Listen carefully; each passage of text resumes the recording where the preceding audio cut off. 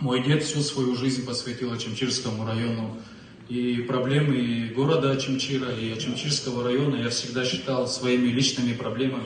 И никогда не терял связи со своей, скажем, малой родиной. У меня много здесь и друзей, и родственников живет и в городе, и во многих селах Очимчирского района.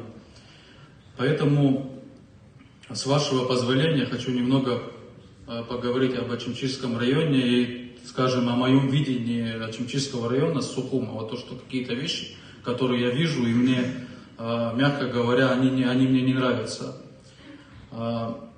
Всегда судить надо и государство, и даже там в быту людей судить надо в первую очередь по их делам, не потому что они говорят, потому что говорить мы можем все что угодно, надо всегда смотреть, что человек делает, что государство делает.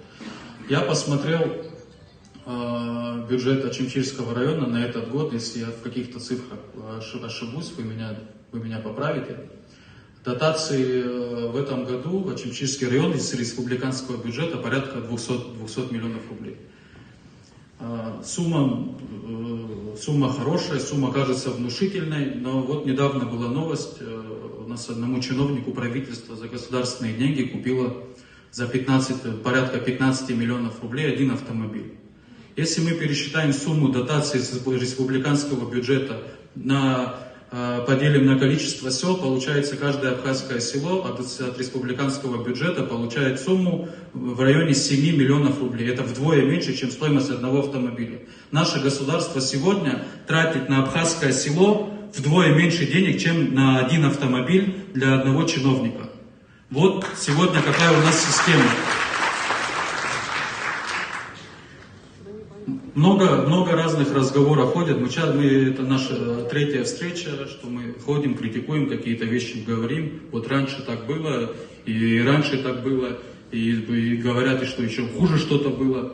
Никогда просчеты одних людей не могут быть оправданием ничему. Преступление одного человека не может быть оправданием для преступления другого человека. Для этого мы строим государство, чтобы мы развивались, чтобы мы, учитывая наши ошибки, всегда шли вперед. И всегда во главе угла, во всех наших решениях всегда должен быть человек. Мы не должны тратить государственные деньги, которых у нас и так мало, на автомобили. Мы должны тратить деньги на людей, на развитие села в том числе, на образование, на медицину. Мы тратим эти на автомобили, которые не все богатые люди могут себе позволить, а наши чиновники почему-то себе могут позволить за наш с вами счет покупать себе автомобили. Мы что, в Швейцарии живем или в Соединенных Штатах Америки живем? Мы маленькая страна, у которой куча проблем. У нас есть приоритеты, у нас есть село, которое не развивается. У нас с образованием огромные проблемы, у нас с медициной огромные проблемы. Вот куда мы должны тратить. Мы должны каждый рубль беречь, чтобы потратить эти деньги на развитие абхазского народа. Не на железо мы должны тратить эти деньги. Вот сейчас тема, о которой много говорят, вопрос апартаментов, нам это пытаются представить как панацею, как решение всех наших проблем.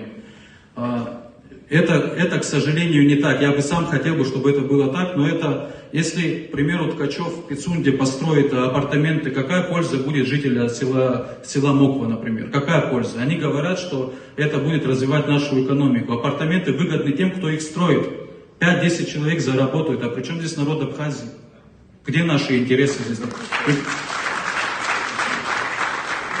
Почему мы не начинаем? У нас нет программы развития страны, у нас нет отдельно программ развития районов Абхазии, у нас нет градостроительных планов, у нас нет градостроительного кодекса, у нас нет адекватных программ поддержки малого и среднего бизнеса.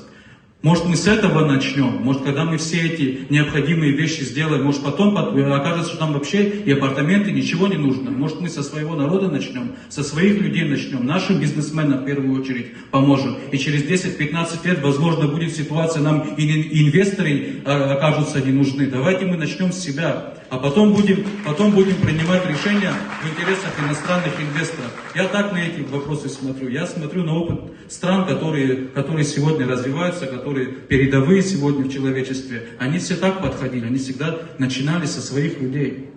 Почему мы не можем какие-то правильные вещи, которые происходят в мире, зачем мы изобретаем какой-то велосипед? Все уже придумано до нас. В первую очередь приоритет для государства должен быть гражданин этой страны. Никто иной. Все остальные всегда на втором плане. Так действуют все государства, все правительства, которые любят и уважают свой народ и свое государство. А наше государство нам просто так не досталось. Если сейчас и разговоры идут, там разные агрессивные настроения в грузинском обществе.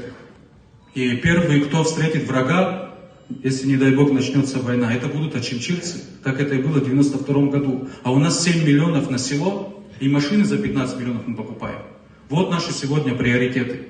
Я извиняюсь, что так эмоционально говорю. Спасибо вам большое за ваше внимание.